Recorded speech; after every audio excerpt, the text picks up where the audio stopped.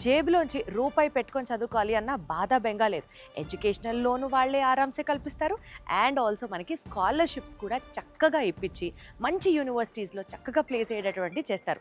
So all this power goes to V source. వీళ్ళ గురించి చాలా విన్నాను, బోలెడంత ఇన్ఫర్మేషన్ ఉంది.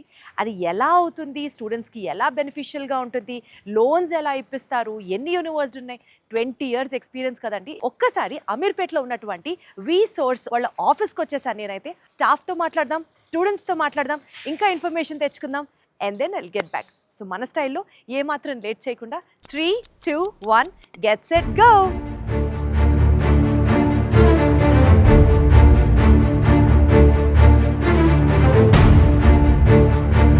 ఫస్ట్ ఫ్లోర్ వచ్చేసి గ్రౌండ్ ఫ్లోర్లో మనకి V source fintech private limited.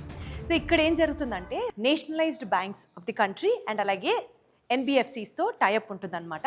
So డైరెక్ట్గా బ్యాంక్ ఎంప్లాయీసే వచ్చి ఇక్కడ కూర్చొని స్టూడెంట్స్కి లోన్కి కావాల్సినటువంటి అన్ని ఆపర్చునిటీస్ కల్పిస్తూ ఎక్స్ప్లెయిన్ చేస్తూ ఉంటారనమాట.